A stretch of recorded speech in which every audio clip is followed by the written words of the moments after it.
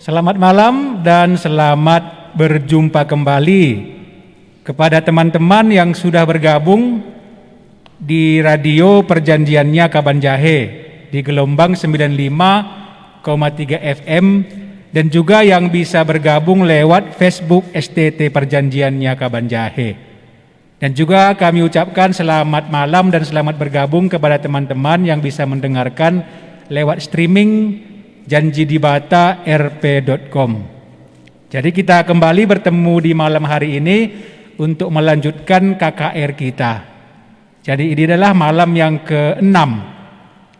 Mari kita mulai ibadah kita dengan bernyanyi Nama Yesus Terus Bersuara.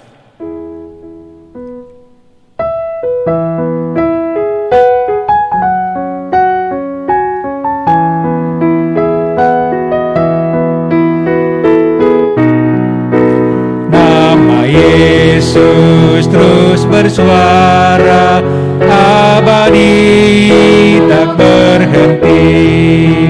Nama Yesus beri sentosa, sukacita tak terperi. Nama itu memberi rahmat atas orang berdosa. Sekaliannya telah dipanggil dan dipimpin padanya. Sangat indah nama Yesus, kasih-Nya bakar kalbu. Ku bersyukur pelepasku, karena ku telah ditebus. Nama Yesus terus bersinar atas laut dan darat.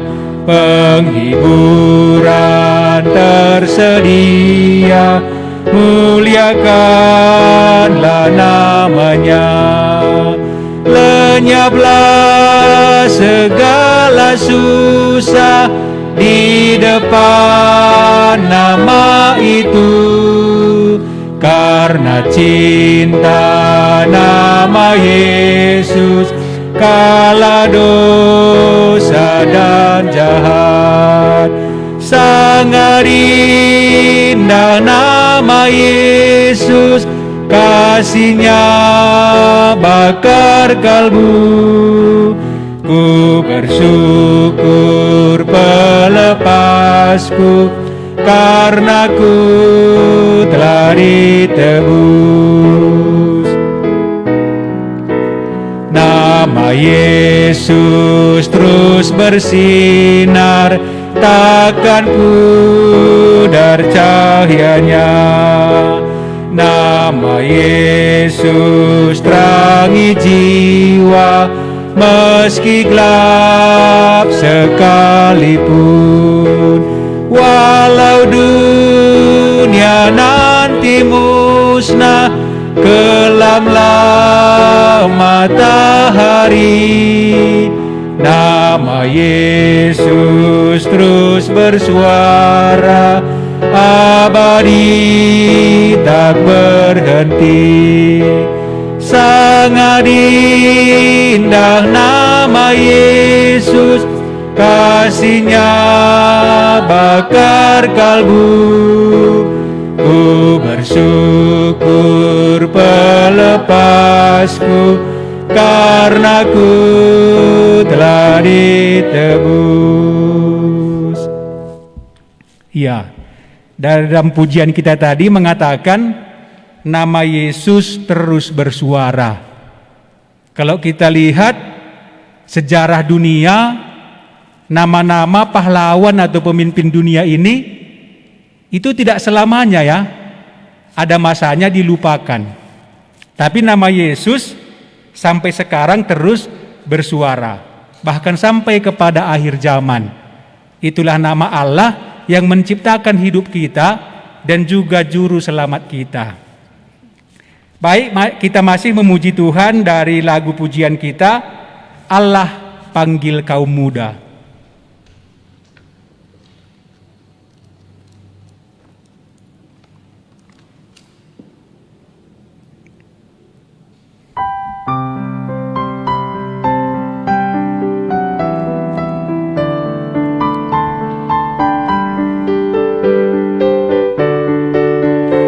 Allah panggil kaum muda, masa kalu dini, menjadi laskar Allah, berserah jiwa raga, yang harap kuasa baru, bukan hasrat diri. Allah panggil kaum muda yang digerakkannya. Allah panggil kaum muda yang berhati berani, berkobar untuk Yesus dan setia hati, yang tak menyebut Tuhan dengan bibir saja. Allah panggil kaum muda yang digerakkannya. Allah panggil kaum muda yang tak sayang diri, rela serahkan hidupnya pada yang telah memberi, supaya dibangunkan kerajaan Allah. Allah panggil kaum muda yang digerakkannya. Ya, jadi Allah memanggil kaum muda. Jadi kita yang sedang mendengarkan siaran ini sekarang, orang-orang muda, Allah sedang memanggil kita. Iya, sebagaimana anak yang bungsu itu kembali dia ke rumah bapaknya, kita juga sedang dipanggil oleh Allah, kembalilah kepada Allah. Baik, sekarang kita sebentar melihat video dari sidang skripsi mahasiswa STT Perjanjiannya Kabanjahe. Kita sama-sama menontonnya.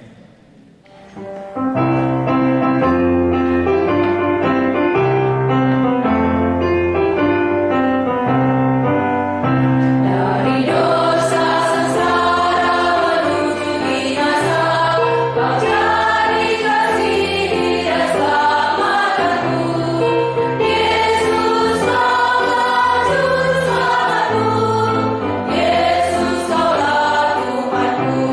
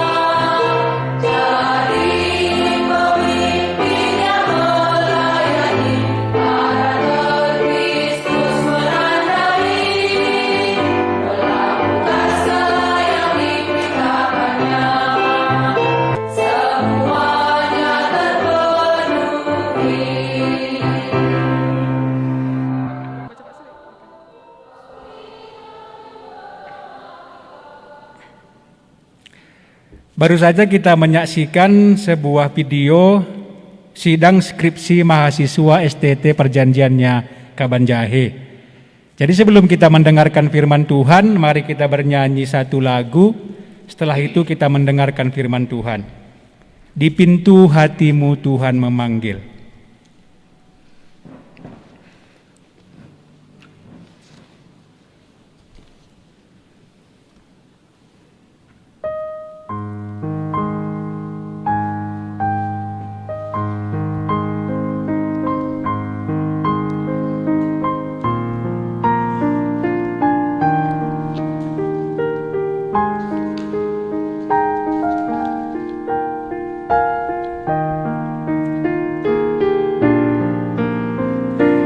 Pintu hatimu Tuhan memanggil,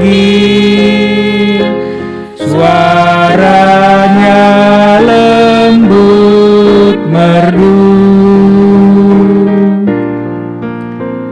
dengan sabar dia menunggu di sana. Apakah jawabanmu?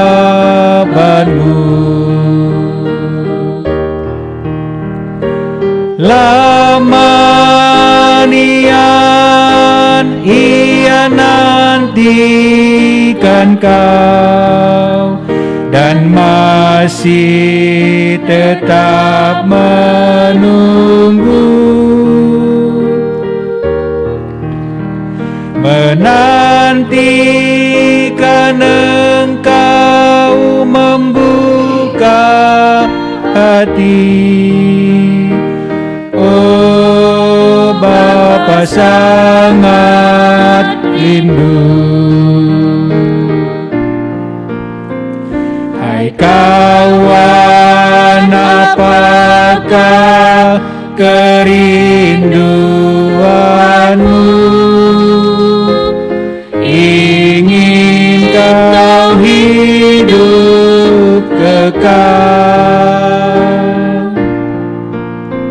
serahkanlah hidupmu kepada Yesus, takkan engkau menyesal. Lama nian ia nantikan kau dan masih tetap menunggu, menantikan engkau membuka hati. Oh Bapa sangat rindu. Kita berdoa. Kami memuji-Mu dan bersyukur kepadamu, Allah yang menciptakan kami. Itulah Yesus Kristus, Tuhan dan Juru Selamat manusia.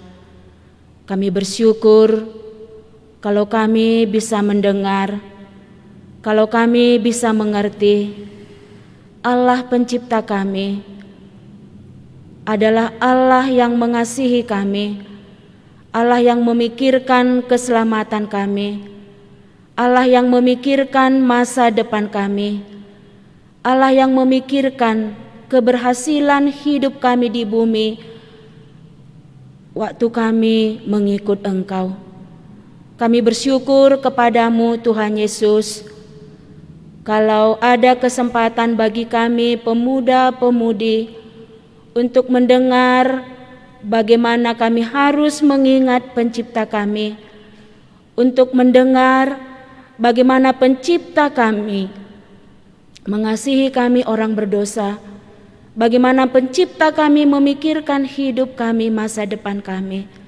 Terima kasih Tuhan Yesus, kalau malam ini pun kami bisa melanjutkan KKR kami.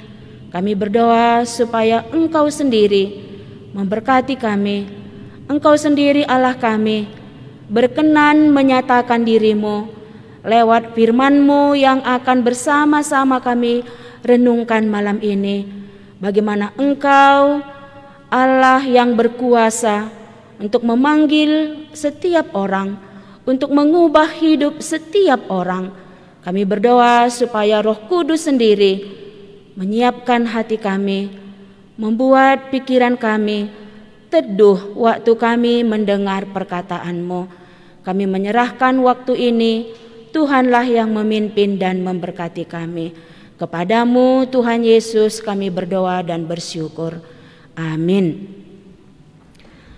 Selamat malam teman-teman dan saudari-saudara semua yang sudah bergabung dalam KKR STT perjanjiannya dalam rangka menjaring mahasiswa baru tahun ajaran 2021-2022. Kita bersyukur kalau ada kesempatan di masa Covid ya, kita bisa mendengar terus firman Tuhan melalui media yang bisa kita pakai saat ini. Kita tahu sama-sama bahwa tema kita dalam KKR ini adalah bagaimana supaya pemuda mengingat penciptanya. Dari Pengkhotbah 12 ayat 1 itu dikatakan, ingatlah akan penciptamu pada masa mudamu, sebelum tiba hari-hari yang malang, yang kau katakan tidak ada yang baik di dalamnya. Jadi ada kesempatan ya di masa muda kita untuk memikirkan pencipta kita yang mengasihi kita. Baik, malam ini kita akan bersama-sama melihat bagaimana seorang murid Tuhan Yesus ya, salah satu rasul dari ke-12 rasul Tuhan Yesus yang dipanggil oleh Tuhan Yesus sendiri. Ya, siapa dia, bagaimana hidupnya, dan bagaimana dia setelah dipanggil atau setelah hidup bersama dengan Tuhan Yesus.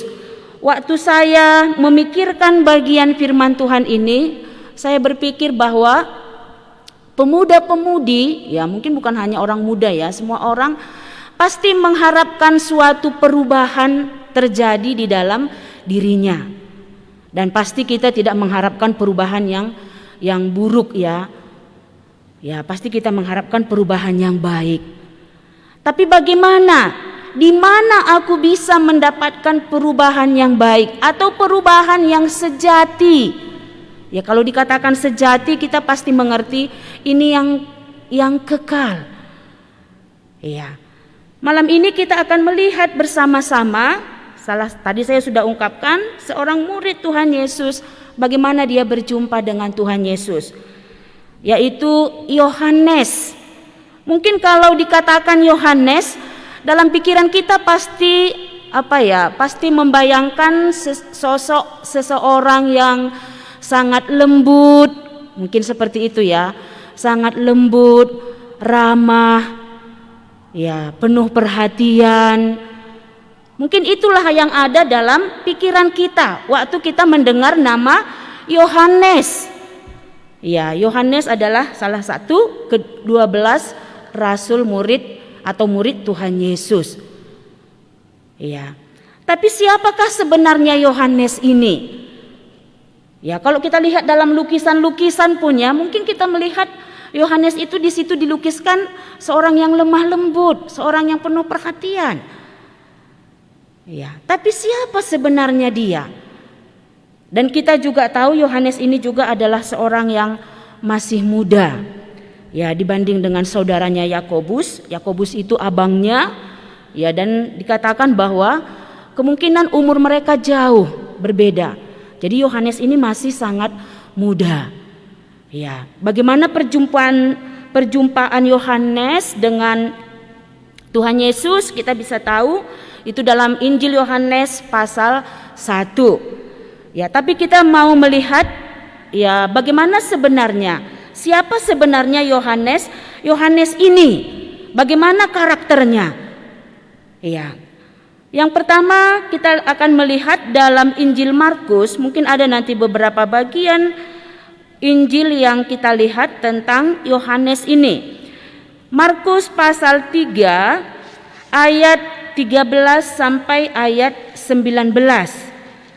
Ya, ini ceritanya Yesus memanggil ke-12 rasul. Ya, Yesus menetapkan orang-orang yang akan menyertai, yang akan mengikut Dia. Kita melihat ayat yang ke-17. Tadi kita mau membahas tentang Yohanes. Ayat 17 saya bacakan. Yakobus anak Zebedeus dan Yohanes saudara Yakobus. Yang keduanya diberinya nama Boanerges yang berarti anak-anak guru. Ya, di sini disebutkan nama-nama ke-12 rasul itu. Dan di ayat 17 ini adalah Yakobus dan Yohanes, mereka ini adalah anak Zebedeus. Pekerjaan mereka kita pasti tahu yaitu nelayan. Tapi siapa mereka ini? Di sini diungkapkan oleh Tuhan Yesus sendiri. Dikatakan di sini yang keduanya yaitu Yakobus dan Yohanes diberinya nama Boanerges. Siapa yang memberi nama ini? Yesus sendiri. Ini menunjukkan apa? Yesus mengenal mereka. Ya. Mengenal Yakobus dan Yohanes ini. Tentang apa yang dinyatakan di sini, yang dikenal oleh Tuhan Yesus, tentang karakter, tentang temperamen kedua anak Zebedeus ini. Dikatakan mereka ini disebutnya adalah anak-anak guru. Ya, kita tahu guru ya.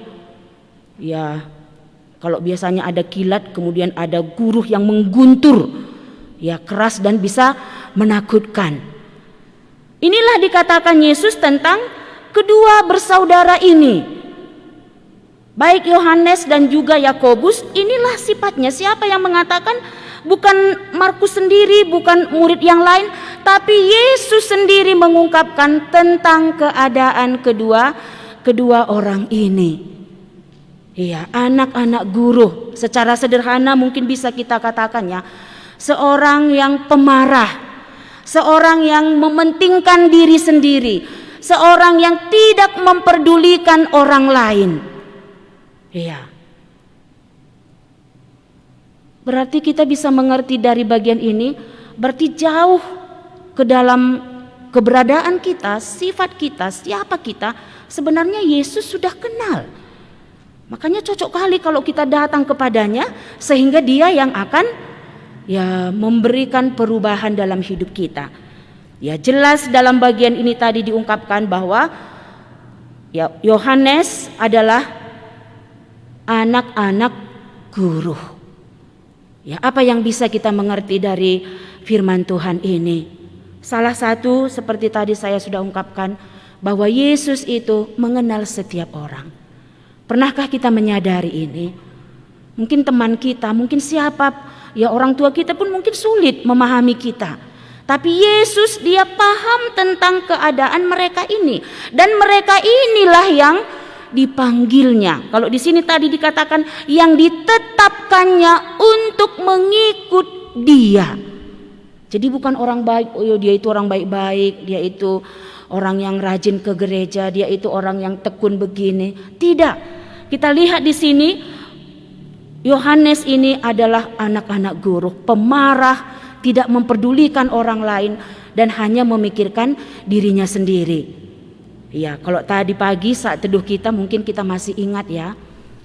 Ya, bagaimana Paulus. Siapa Paulus juga kita bisa tahu. Ya, seorang yang menganiaya pengikut jalan Tuhan. Tapi Yesus juga menyatakan diri kepada Saulus.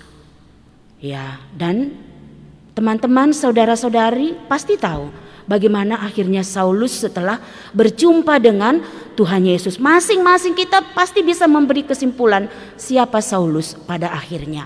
Ya, kita lihat di sini tadi hal yang sama juga dengan Yohanes, salah satu murid Tuhan Yesus. Mungkin kita bisa melihat satu bagian bagaimana Yohanes ini tadi yang disebut anak Boanerges, yang disebut anak-anak guru ini tadi dalam pelayanan bersama dengan Tuhan Yesus. Iya. Kalau tadi saya katakan kalau kita mendengar nama Yohanes dalam hati kita, dia murid yang penuh kasih, dia murid yang lemah lembut, dia murid yang memperhatikan siapa saja. Tapi sebelum sampai terjadi perubahan itu, siapa dia? Ini tadilah dia. Dia adalah anak-anak guru. Kita lihat dalam Lukas pasal 19. Ini salah satu mungkin kita bisa melihat bagaimana Yohanes ini dalam tindakannya. Kalau dia anak-anak guru, bagaimana sebenarnya tabiatnya atau keberadaannya. Lukas pasal 19 ayat 51 sampai ayat 56.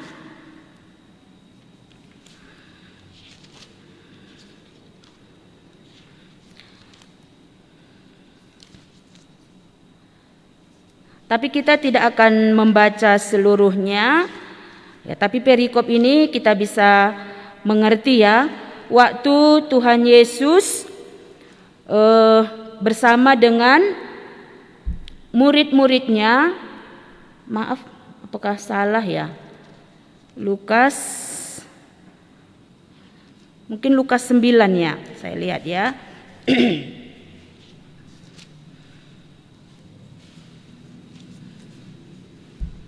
Ya, maaf ya, Lukas 9 ayat 51 sampai ayat 56. Ini dalam perjalanan Yesus ke Yerusalem. Dia mengutus muridnya untuk mendahului dia, ya, melewati daerah Samaria. Kita lihat dalam bagian ini, orang-orang Samaria tidak mau menerima Tuhan Yesus lewat dari daerah mereka. Sehingga apa tindakan murid-murid? Khususnya di sini adalah Yohanes dan juga Yakobus yang tadi disebut sebagai anak guru. Ya, ayat 54 saya bacakan. Ketika dua muridnya, atau saya baca dari 51 ya. Ketika hampir genap waktunya, Yesus diangkat ke sorga. Ia mengarahkan pandangannya untuk pergi ke Yerusalem. Dan ia mengirim beberapa utusan mendahului dia. Mereka itu pergi lalu masuk ke suatu desa orang Samaria untuk mempersiapkan segala sesuatu baginya. Tetapi orang-orang Samaria itu tidak mau menerima dia karena perjalanannya menuju Yerusalem. Ketika dua muridnya, yaitu Yakobus dan Yohanes, melihat hal itu, mereka berkata, "Tuhan, apakah Engkau mau supaya kami menyuruh api turun dari langit untuk membinasakan mereka?" Kelihatannya bagaimana sebenarnya karakter Yohanes dan Yakobus ini. Ketika Yesus atau ketika orang-orang Samaria ya tidak mau menerima orang yang diutus Yesus untuk mempersiapkan segala sesuatunya, dikatakan di sini Yohanes dan Yakobus mereka marah. Ya, mereka marah, mereka mengatakan apa? "Tuhan, apakah Engkau mau supaya kami menyuruh api turun dari langit untuk membinasakan mereka?" Iya. Yohanes dan Yakobus mau apa? Supaya orang-orang yang ada di desa di kota Samaria itu dibinasakan oleh api yang mereka minta. Ya, di sini ya memang nggak diungkapkan apakah memang kalau Yohanes dan Yakobus meminta api turun dari langit bisa turun. Tapi dari apa yang mereka ungkapkan ini kelihatan bahwa mereka sangat marah. Iya. Dan juga dalam bagian yang lain diungkapkan hal yang sama.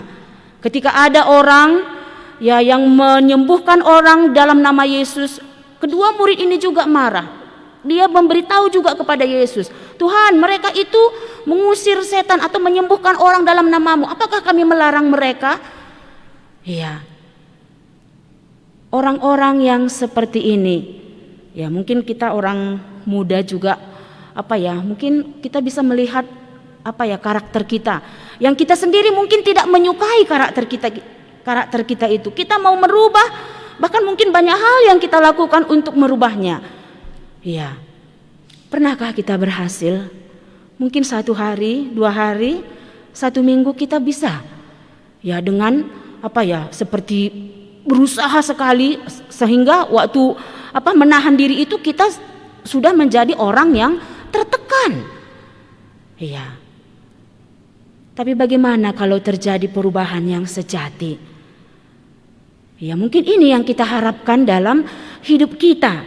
Dan kita bisa melihat ya bagaimana salah seorang murid Tuhan Yesus, mungkin murid yang lain juga bisa teman-teman selidiki. Ya kalau kami di STT Perjanjiannya ada kelas pemuritannya. Di situ ya belajar ya mengenal murid. Bagaimana Yesus memuridkan mereka, bagaimana Yesus membentuk mereka sehingga sampai ya karakter mereka berubah dan Yesus siap untuk mengutus mereka pergi memberitakan Injil. Karena untuk itulah Yesus sebenarnya memilih murid-muridnya. Iya. Kembali kita kepada Yohanes ini tadi. Bagaimana karakternya? Bagaimana tabiatnya? Ya, sebagai anak guru yang pemarah. Tapi bagaimanakah cara Yesus melayani dia? Mungkin ini yang akan kita lihat. Allah pencipta kita, Allah yang mengasihi kita, Allah yang memanggil Yohanes, Allah yang memanggil Saulus, Allah yang dapat merubah karakter, merubah hidup kita.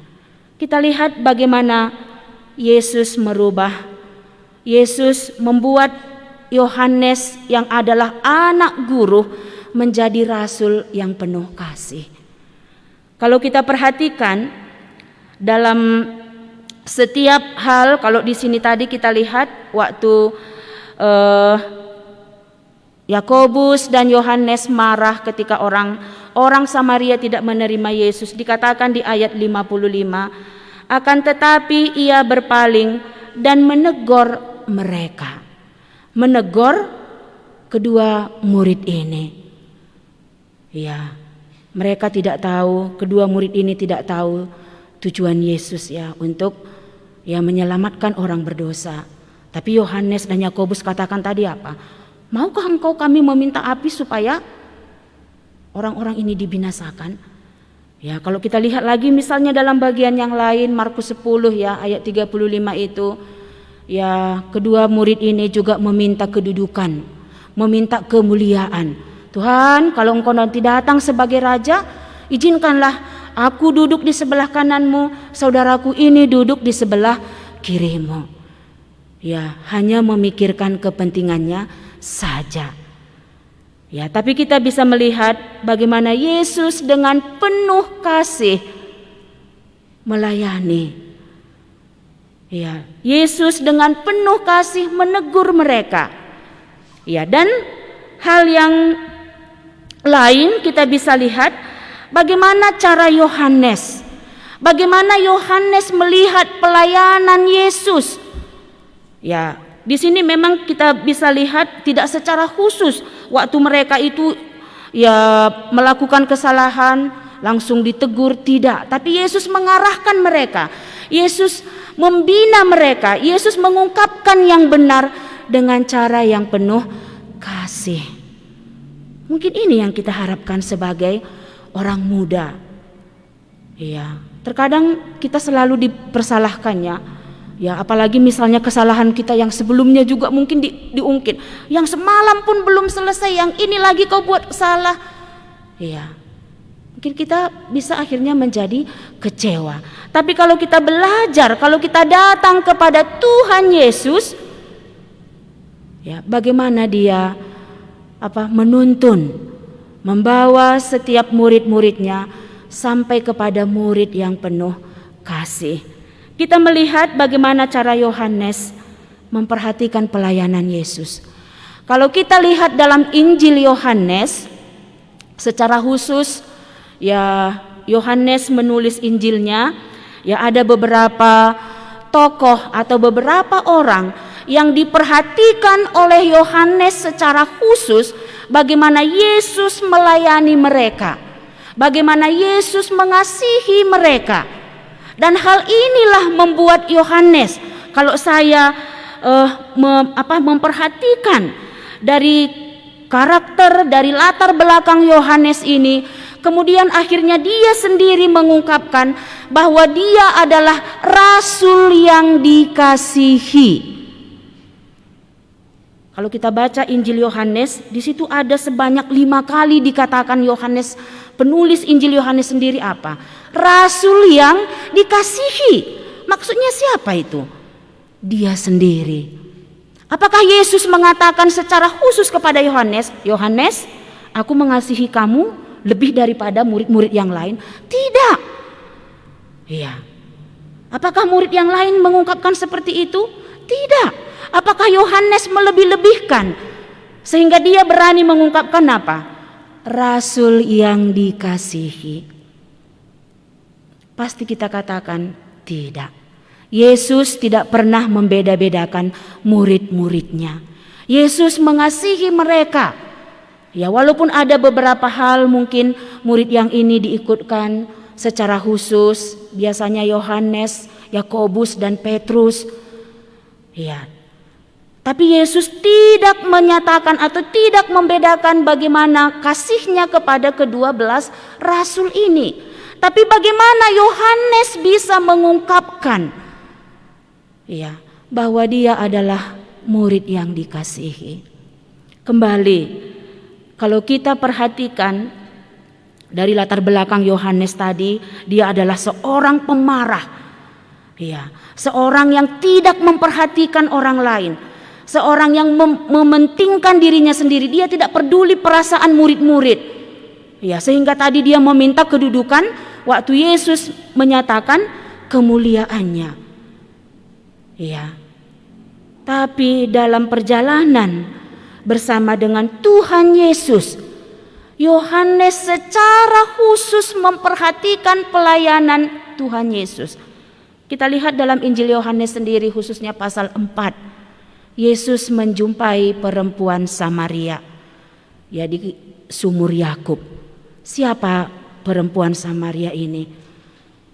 Ya, dia orang Samaria yang tidak bergaul dengan orang Yahudi. Bahkan orang Yahudi menganggap orang-orang Samaria ini adalah orang yang tidak layak untuk berteman dengan dia. Ya, orang-orang yang tidak perlu dikasihani, orang yang harus dihukum, yang harus dimurkai. Tapi Yohanes memperhatikan apa? Bagaimana Yesus melayani perempuan Samaria yang dibenci oleh orang lain. Ya, bagi Yohanes mungkin ini sangat dalam ya. Bagaimana Yesus ini mengasihi perempuan Samaria yang harus dihukum. Sudah 5 suaminya, selain itu juga dia adalah suku Samaria. Iya.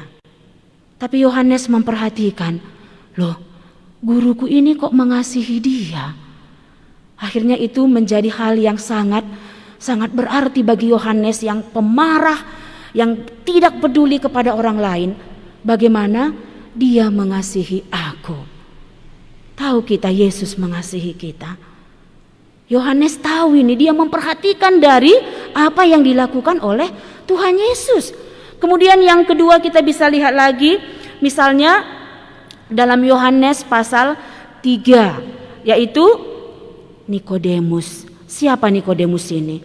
Kalau kita lihat dalam ketiga Injil yang lain, yang selalu menjadi musuh, kita katakan musuh atau orang yang selalu melawan, yang selalu menentang Yesus adalah orang Farisi.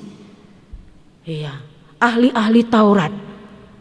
Tapi di sini dalam Yohanes pasal 3 itu bagaimana Yesus melayani Nikodemus, seorang ahli Taurat atau seorang orang Farisi.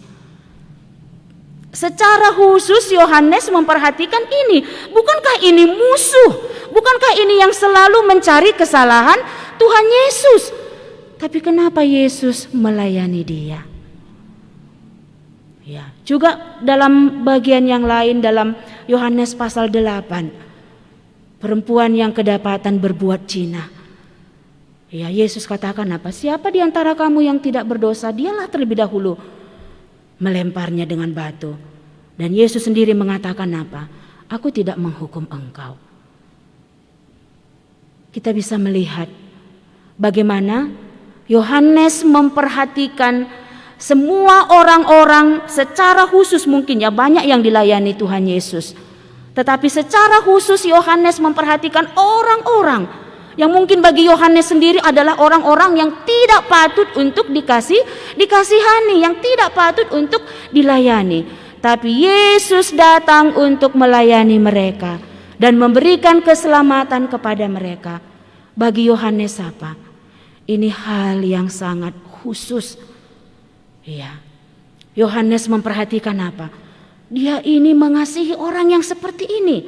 Sehingga dalam lebih kurang 3,5 tahun Yohanes bersama dengan Tuhan Yesus. Bagaimana cara Yesus melayani? Dalam hal inilah Yohanes memperhatikan. Sehingga kita bisa melihat bagaimana akhirnya Yohanes. Ya, kalau kita lihat dalam Injil dan juga dalam suratnya, banyak kali Yohanes mengungkapkan tentang apa? Tentang kasih. Ya, bahkan Yohanes sendiri mengungkapkan apa? Karena begitu besar kasih Allah akan dunia ini. Maksudnya siapa di situ? Dia sendiri sebagai seorang yang sangat pemarah, kemudian perempuan Samaria, Nikodemus dan banyak yang lain. Dikatakannya apa? Dia memberikan anaknya yang tunggal supaya setiap orang yang percaya kepadanya tidak binasa, melainkan memperoleh hidup yang kekal. Yohanes bisa menyatakan bagaimana tentang kasih. Iya. Makanya tema kita malam ini apa?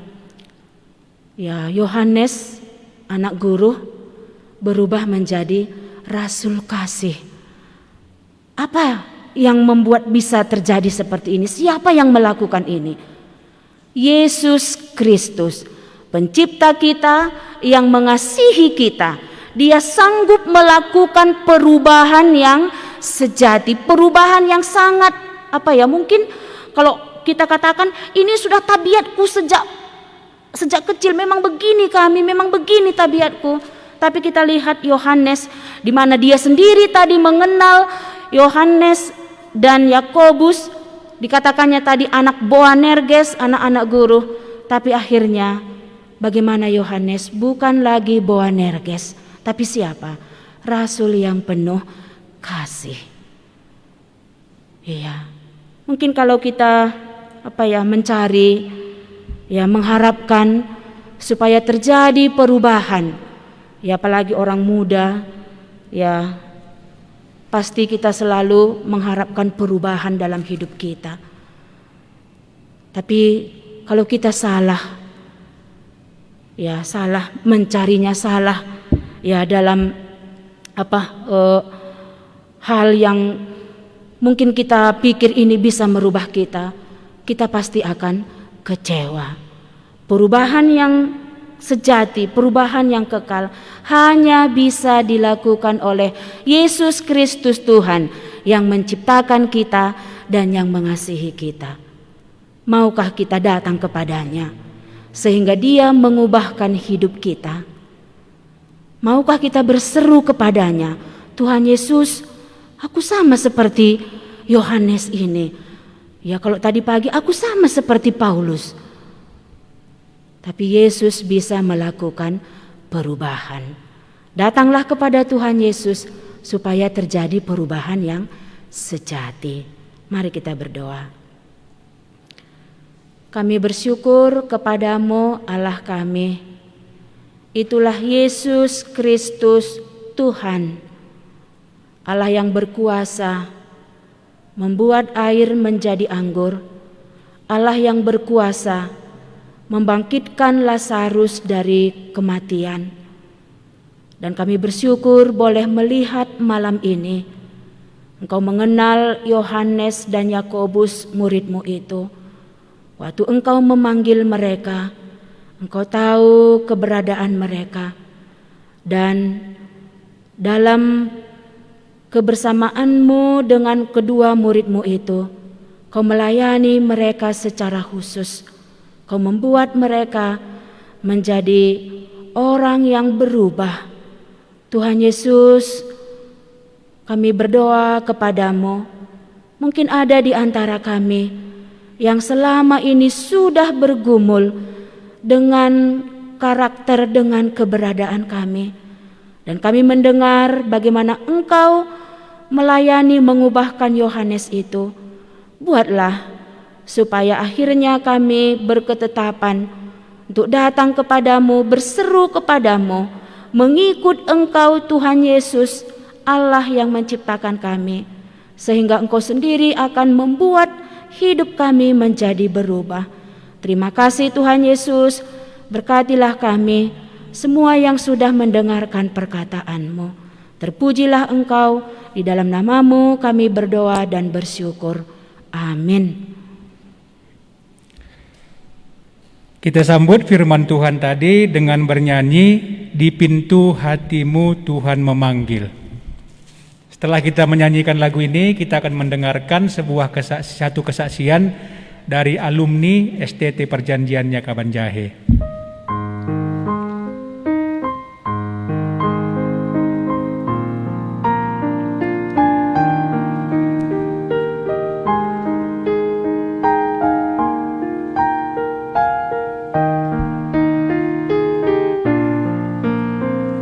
Di pintu hatimu Tuhan memanggil, suaranya lembut merdu,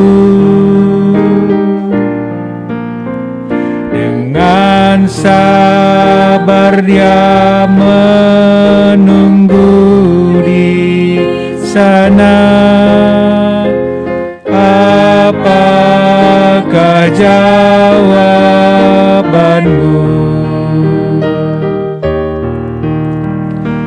Lama Ia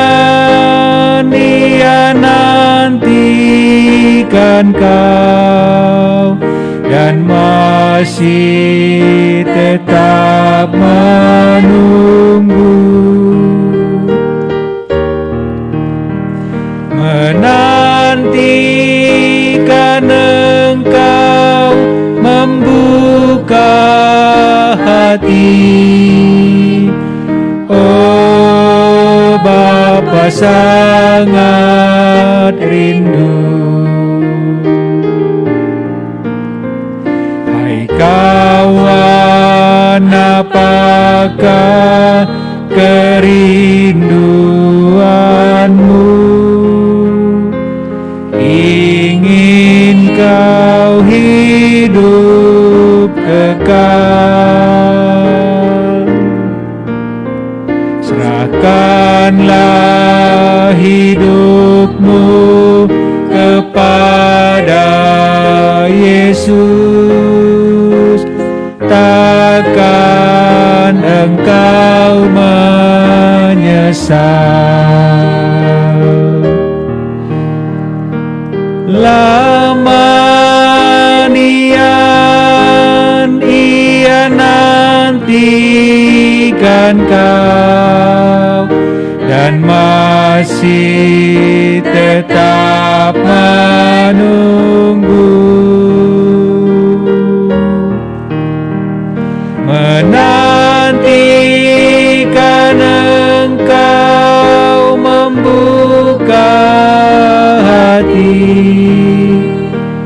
Oh Bapa, sangat rindu. Nah, di sini saya mau menyaksikan bagaimana saya percaya kepada Tuhan Yesus, bagaimana saya mengikut Dia, dan bagaimana kesan saya selama sekolah di STT dan bagaimana saya membiayai hidup selama saya sekolah di STT. Dari kecil, saya ingat dari mulai SD sampai dengan SMP, karena saya dari kampung yang jauh seperti itu, dan saya orang suku Simalungun.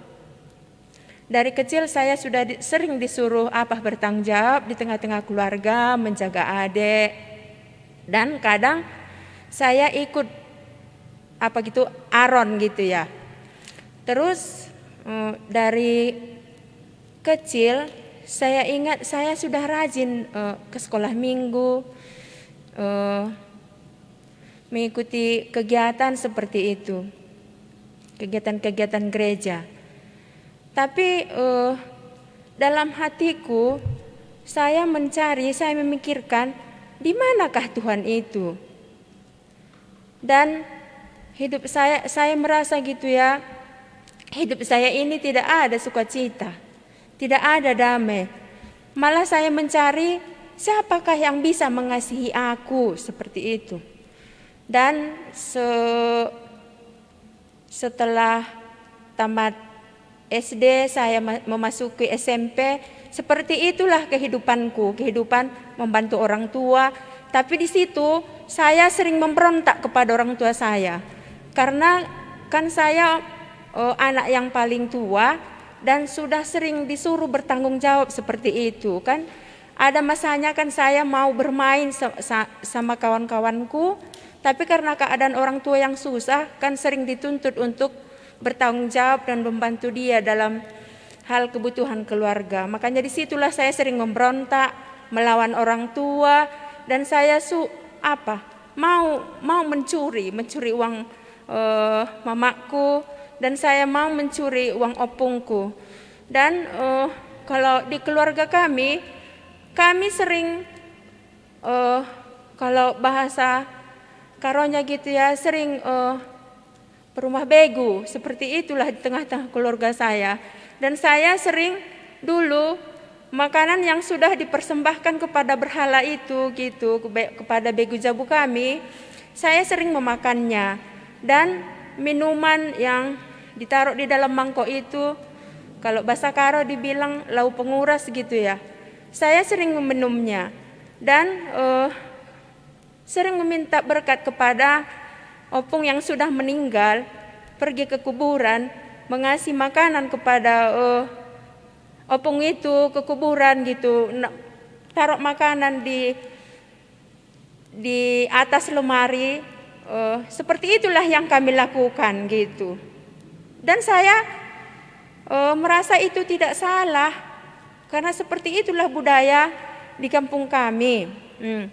Terus setelah tamat SMP kan, dalam hati saya ini kan saya orangnya ada memberontak gitu, lebih baik nggak tinggal sama keluarga gitu, karena saya tidak mendapat kasih sayang gitu. Terus saya tamat SMP kan sudah masuk SMA, waktu itu saya sekolah keguruan, saya sudah mulai mandiri, diajari mandiri. Tapi sebenarnya di situ saya tidaknya bisa mandiri, malah sudah gimana kawan-kawan saya mempengaruhi hidupku gitu. Jadi pegangan hidup nggak ada, tapi saya tetap rajin ke gereja. Jadi yang mengajari pedoman hidup saya lihat teman-teman saya seperti itu ya. Saya lihat teman-teman saya berpacaran, saya mencoba berpacaran, tapi di situ juga saya tidak mendapat kebahagiaan. Setelah tamat dari sekolah keguruan itu, saya ingat saya kuliah mengambil fakultas agama, karena saya tadi di masa kecilku sudah ada dalam hatiku gitu, di manakah Tuhan itu gitu, bagaimananya sebenarnya bertuhan ini gitu. Tapi di situ pun saya tidak mendapat seperti itu. Yang kucari itu enggak dapat. Dan setelah tamat dari sekolah agama, saya menikah. Saya berpikir kalau menikah nanti sudah bahagia kan, di dalam hatiku tadi Karena di manakah kebahagiaan, siapakah yang mengasihiku gitu. Dan saya menikah, dan di dalam pernikahan itulah mulai apa yang di dalam hatiku tadi, yang kuinginkan tadi supaya mendapat kebahagiaan, siapa yang mengasihiku, benar-benar saya tidak mendapatkannya. Saya memberontak seperti itu. Mulai saya lihat ada di dalam hatiku, ada iri hati. Karena saya kan keturunan penyembahan berhala. Kebanyakan di dalam pikiranku ini, yang saya rasakan semua yang negatif-negatif gitu, yang negatif thinking semua. Terus nggak bisa aku mengampuni, tertekan kali hidupku. Kepingin kali waktu itu kalau tahun 1996 ke tahun 2000 itu nggak tanggung-tanggung kurasa menderitanya hidupku. Pernah suatu hari saya pergi ke ladang, saya menatap ke langit, Tuhan, di manakah Engkau seperti itu? Kenapa seperti ini hidupku? Aku percaya samamu adanya Engkau, tapi di manakah Engkau seperti itu? Jadinya itu yang membuat saya mau gitu mengikuti KKR. Terus saya mau sharing sama entah dia pendeta gitu kan. Tapi itu pun gak terjawab di dalam hidupku. Dan satu hari saya bertemu dengan bibi saya yang dari Barungkersap. Saya menceritakan bagaimana keadaan saya gitu, bahwa saya tidak mengampuni, gak bisa mengampuni. Dan dia bercerita bagaimana dia sudah menerima Tuhan Yesus. Waktu itu saya tidak mengerti, dan dia menceritakan gambar hati. Keadaan saya seperti ini. Bibi itu bercerita, keadaan saya dulu seperti ini, saya sering mencuri. Dia menceritakan bagaimana dia belajar di Barungkersap sama seorang penginjil. Tapi waktu itu hati saya gini, karena saya kan mau bercerita sama orang lain, saya mau menerima pendapat orang lain gitu. Belajar kamu katanya. Terus belajarlah aku, karena hari Jumat itu nanti datang bapak itu katanya sama Kilandu katanya. Datanglah dia ke kampung kami. Terus belajar, saya mau ikut belajar seperti itu. Waktu belajar itu apapun saya tidak mengerti. Yang ku ingat diceritakan bapak itu tentang Tuhan Yesus. Terus waktu itu kami bernyanyi dalam bahasa Karo, beratkin baban geluhdu. Itu ku ingat kali, pas kali nyanyian itu ya seperti itu gitu. Terus kan beberapa kali kami belajar di dalam hatiku terus ini. Enggaklah ini ajaran sesat seperti itu. Enggaklah ini ajaran sesat. Kenapa orang ini yang datang ini orangnya sederhana, tapi dia menceritakan tentang Tuhan Yesus. Saya merasakan waktu kami duduk diajari seperti itu kan. Saya rasakan dia sangat melayani gitu. Entah sama orang ini, jadi sini Tuhan yang kucari itu, seperti itu kan. Terus beberapa kali kami belajar, yang di dalam hatiku itu satu pertanyaan. Jangan-jangan ini yang enggak yang benar gitu. Tapi kenapa setiap kami belajar hatiku sukacita? Setiap kami pulang dari belajar itu, hatiku sukacita seperti itu. Terus karena waktu itu enggak jadi belajar, enggak dilanjutkan karena ada masalah belajarlah aku datang ke sini, ke gereja, ke Kabanjahe. Waktu belajar di Kabanjahe, terusnya itu di dalam hatiku, enggaklah ini yang sesat tadi gitu. Tapi setiap pulang dari belajar, hatiku sangat senang sekali. Sangat senang, gak pernah kurasakan seperti itu. Memang pas sekali apa yang benar yang difirmankan oleh Tuhan. Ada waktunya seperti di pengkhotbah itu kan. Ada waktunya, bisa ada pengakuan dari dalam hati ini gitu. Enggak sukacita pun hidup ini gitu. Ada waktunya. Tapi Tuhan Yesus mengasihiku. Terus aku belajar di sini.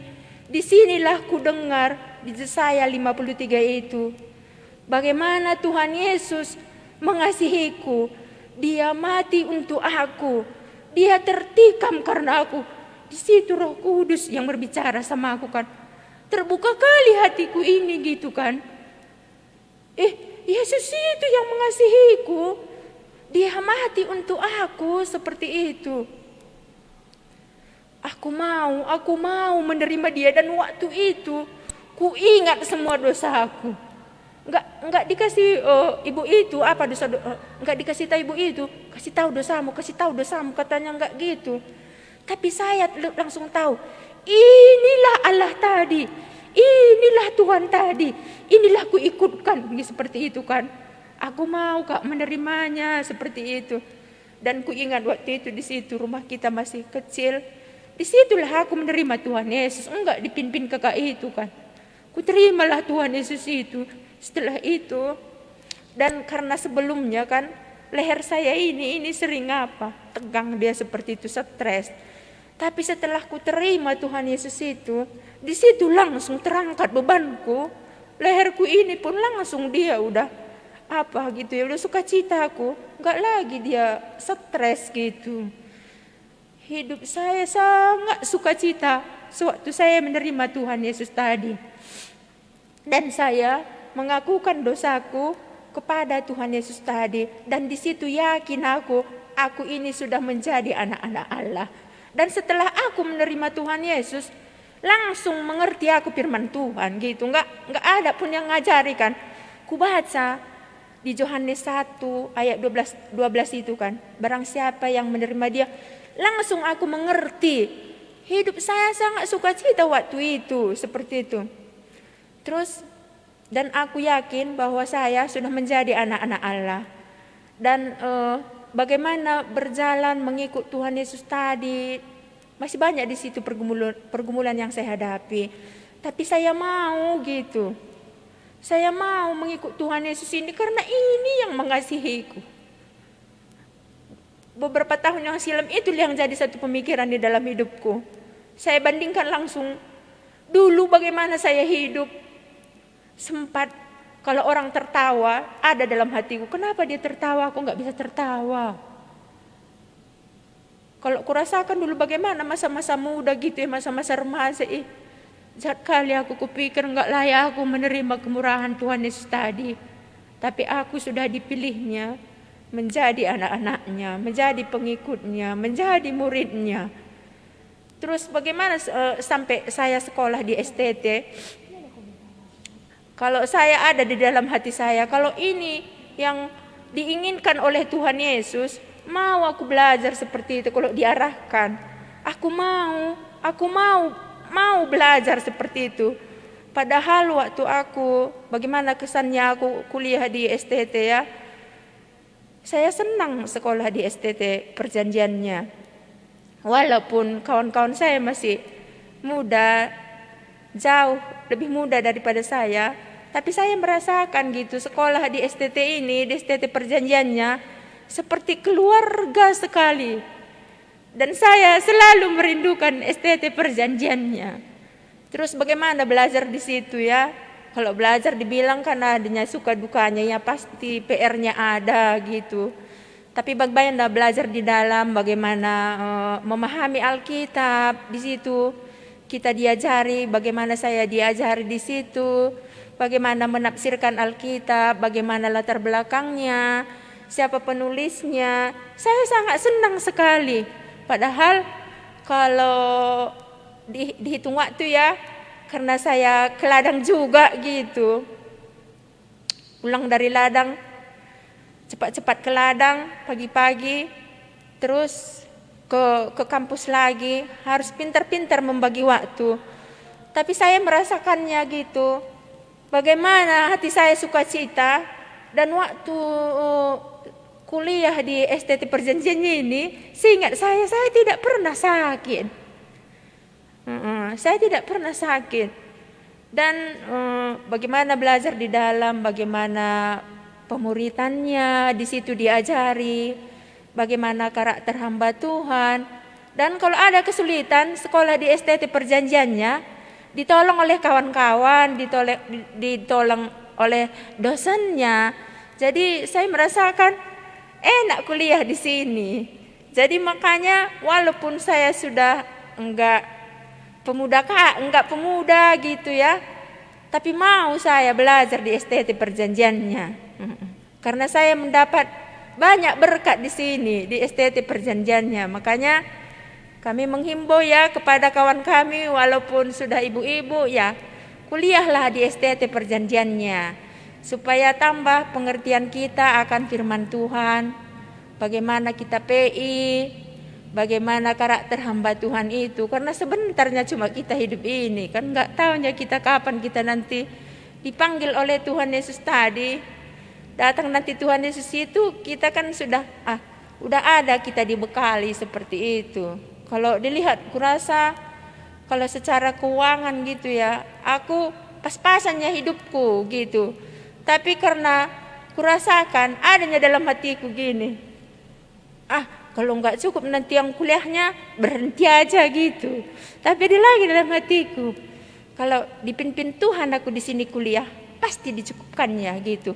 Benar sekali, dicukupkan oleh Tuhan dan saya sehat dan dicukupkan oleh Tuhan Yesus. Terus padahal waktu aku kuliah, anakku pun kuliahnya sama-sama kami kuliah. Tapi saya lihat bagaimana Tuhan Yesus tadi sudah mengasihiku, sudah dilepaskannya dari kuasa si gelap tadi. Bagaimana latar belakang hidupku tadi gelapnya gitu. Tapi kulihat selama kuliah di STT Perjanjiannya, pikiranku tadi pun bertambah positif. Jadi baik sekali kuliah di STT Perjanjiannya ini. Maka kami himbau ya kepada anak-anak kami, mendaftarlah yang sudah ada dalam hatinya supaya kuliah, datanglah ke STT Perjanjiannya. Inilah kesaksian yang bisa saya bagi. Terima kasih.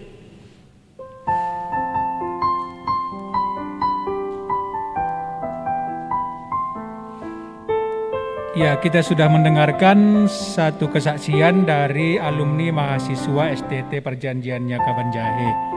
Jadi kita sudah mendengarkan firman Tuhan dan juga satu kesaksian.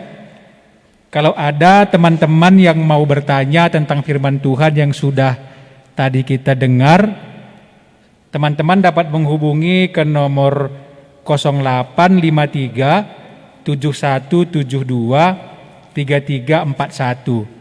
Jadi bagi teman-teman yang mendengarkannya lewat radio atau lewat streaming, tidak ada di layar ya. Kalau yang dari Facebook bisa dilihat di layar ada tertera nomor HP. Ya, jadi teman kita yang bersaksi juga, teman-teman juga bisa menanyakan lebih jauh lagi kesaksiannya atau bagaimana dia mengenal Tuhan Yesus. Teman-teman juga bisa menghubungi nomor HP 0822 7703 4376. Ya, jadi terima kasih buat teman-teman yang sudah bergabung di malam hari ini dalam acara KKR kita. Dan acara kita sudah selesai. Kita akan berjumpa lagi pada hari Jumat. Pagi-pagi ada renungan jam 7 dan jam 8 malam kita akan kembali mengadakan KKR. Terima kasih. Kami mengucapkan dari studio selamat malam dan selamat beristirahat.